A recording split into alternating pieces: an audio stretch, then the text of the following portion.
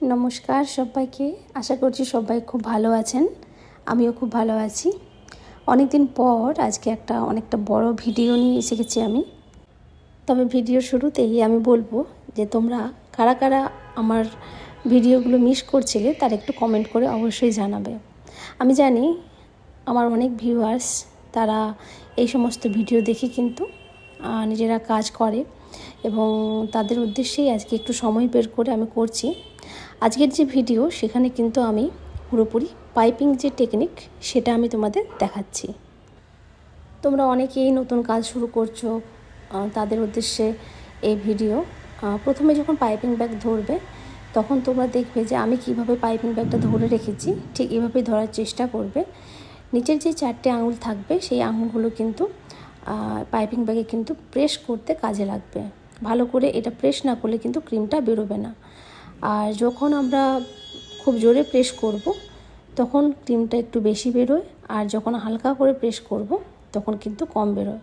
প্রথমে যে দুটো স্টার আমি করেছি তারই সেটা প্রমাণ যে আমি প্রথমে কম প্রেস করেছিলাম, তারপরে কিন্তু একটু বেশি জোর করে প্রেস করাতে সেই নোজেল দিয়ে কিন্তু একটু বড় ফুল বেরিয়ে এলো। আর একটা নোজেল দিয়ে কিন্তু অনেক কিছু তোমরা ডিজাইন করতে পারবে। আমি চেষ্টা করছি বিভিন্ন ধরনের বর্ডার্সগুলো একটা স্টার নোজেল দিয়ে কিভাবে করতে হয়। এই সমস্ত জিনিস আমি পুরো ডিটেলিংয়ে ক্লাসের মধ্যেই করে থাকি। তোমরা যারা আমার কাছে ক্লাস করেছো স্টুডেন্ট বা যারা করোনি, তারা প্রত্যেকেই ভিডিওটা দেখলে কিন্তু নিজেদের মধ্যে কিছু একটা আইডিয়া আসবে এবং তোমরা এই কাজটা করতে পারবে। এটাই বারবার প্র্যাকটিস করবে, দেখবে তোমাদের অনেকটা ইমপ্রুভমেন্ট এসে গেছে। দেখো, প্রথমে যেটা আমি করেছি একটা সিম্পল বর্ডারের ডিজাইন দিয়েছি, তারপর সেটাকে আমি একটা ফ্লাওয়ারের মতো করতে চেয়েছি। একদম সিম্পল একটা বর্ডার ওই নোজেলটা দিয়ে হয়েছে। তারপর বিনুনি স্টাইল, মানে কি একটা নোজেল থেকে কিন্তু আমরা অনেক কিছু করতে পারি। এই ধরনের স্টার নোজেলসগুলো খুব হেল্পফুল হয়। এরপর যেটা করছি, আমি নূরের N1 নোজেলটা নিয়েছি এবং এটাতে যখন কাজ করবে তখন এটাকে anti clockwise just within 1 to 2 সেকেন্ডের মধ্যে তোমরা ঘুরিয়ে দেওয়ার চেষ্টা করবে। দেখো 1 সেকেন্ডের মধ্যে আমি এটা ঘুরিয়ে আবার সামনে নিয়ে চলে আসছি, তাহলে কিন্তু একদম একটা গোলাপ ফুলের মতো তৈরি হয়ে যাচ্ছে। এটা রেডিমেড রোজ যে পেটালসগুলো সেই রকম ফুলটা দেখতে লাগে, তাই এটা খুব হেল্পফুল। আমাদের গোলাপ রোজবিনের উপর না করেও কিন্তু আমরা এই নোজেলটা দিয়ে খুব ভালো ফুল তৈরি করতে পারি। যদি চাও এই নোজেল দিয়ে কিন্তু খুব ভালো করে তোমরা পরপর স্টারের মতো বসিয়ে দেখো। আমি যখন এটা ক্রিমটা বের হচ্ছে নোজেল দিয়ে তখন মনে হচ্ছে একটা স্টার বের হচ্ছে, সুতরাং এটাকেও আমরা একটা স্টার নোজেল বলতে পারি। কিন্তু এটা একটু বড় এবং এটার ফুলগুলো যেগুলো হয় সেটা একটু বড় সাইজের হয়। তোমরা চেষ্টা করবে যখন কোনো ফুল কেকের উপর দেবে তার যে ক্রিমটা সেটা কিন্তু খুব যেন ওভারবিটিং না হয়ে যায়, কারণ খুব যদি ওভারবিটিং ক্রিম করে ফেলো তাহলে এই ফুলগুলো কিন্তু এত স্মুথ আসবে না, সেগুলো দেখতে একটু রাফ হবে এবং তার মধ্যে যে গ্লেজি ভাবটা সেটাও একটু কম আসবে, সেটা একটু ম্যাট ফিনিশ টাইপের চলে আসবে। আমার মনে হয় ক্রিম একটু কম করে বিট করবে, তাহলে কিন্তু যেটা একদম পারফেক্ট বিটিং বলে সেইটুকু পর্যন্ত করলেই কিন্তু এত সুন্দর ইজিলি ফুলগুলো তৈরি হয়ে যাবে।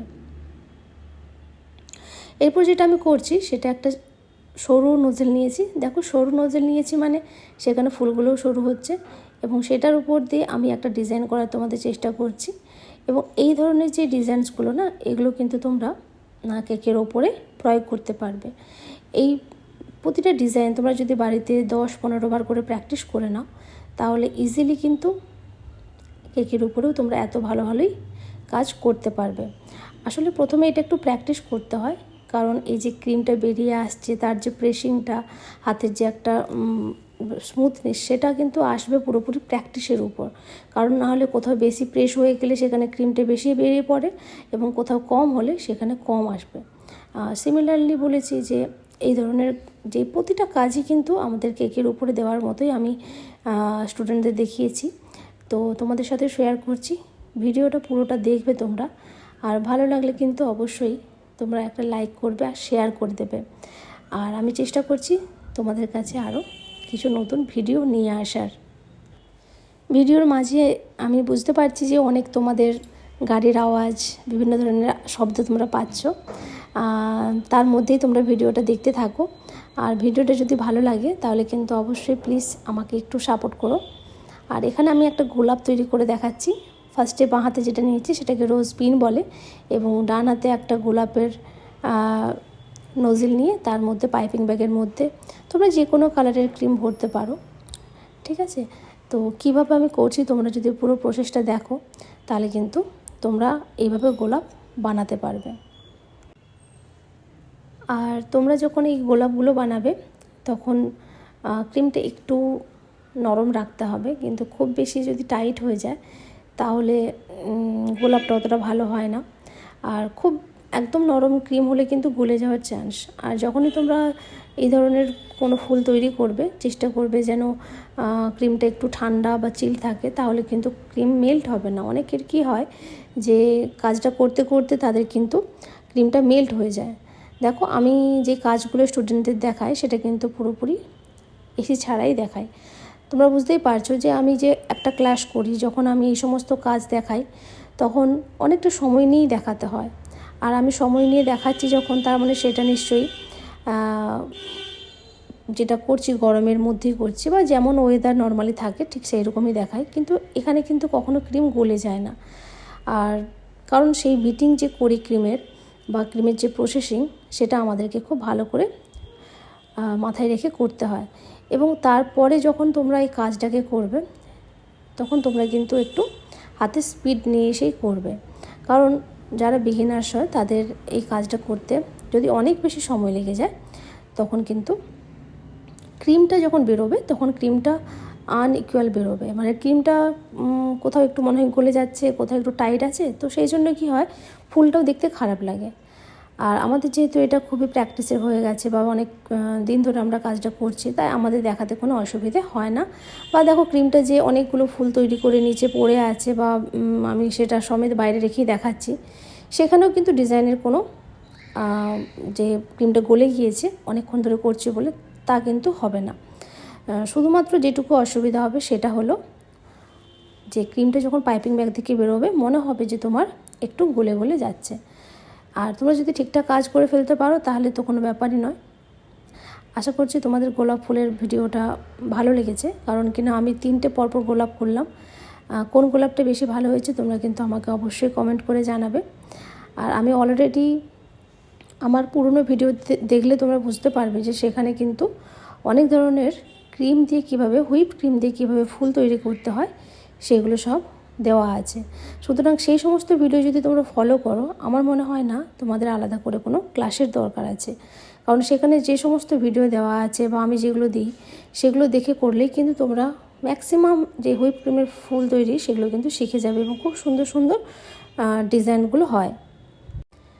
ফুল করেছি, পাতা না করলে তো হয় না। সুতরাং আমি স্টুডেন্টদের তার পাতার ডেমোটাও দেখিয়ে দিই। আর এখানে পাতাগুলো দেওয়ার যে নিয়ম সেটা হলো একদম যে ফুল থাকে সেই ফুলের গোড়া ঠেসিয়ে দিতে হয়, তাহলে ফুলটাও যেটা সেটাও কিন্তু একদম ফিক্সড হয়ে যায় এবং ফুলটারও তার পজিশান থেকে কিন্তু নড়ে যায় না আর দেখতেও ভালো হয়। তোমরা চাইলে কম বেশি যেমন করতে পারো। এবং এটার আমি লিকুইড কালার যে ক্রিমের কালারগুলো দেখছো সেগুলো কিন্তু সমস্ত লিকুইড কালার আমি ইউজ করেছি, আমি কোনো জেল বা ডাস্ট কালার কিন্তু এখানে ইউজ করিনি। খুব অল্প পরিমাণ কালার দিলেই এই কালারটা চলে আসবে। তোমরা যদি কালার ব্র্যান্ড বা কিছু সম্বন্ধে জানতে চাও আমাকে কমেন্টে করো, এবং আমি কিন্তু তোমাদের অবশ্যই বলবো যে আমি কি এখানে কালার ইউজ করেছি। আজকের ভিডিওটা অনেকটাই বড় হয়ে গেল হয়তো, কিন্তু তোমরা আমাকে অবশ্যই কমেন্ট করে জানাবে তোমাদের ভিডিওটা কেমন লেগেছে। আর এই ভিডিও রিলেটেড বা কোনো কিছু যদি তোমাদের প্রশ্ন থাকে তাহলে কিন্তু অবশ্যই কমেন্ট বক্সে গিয়ে কমেন্ট করবে, আমি চেষ্টা করব তোমাদের উত্তর দেওয়ার। Thank you.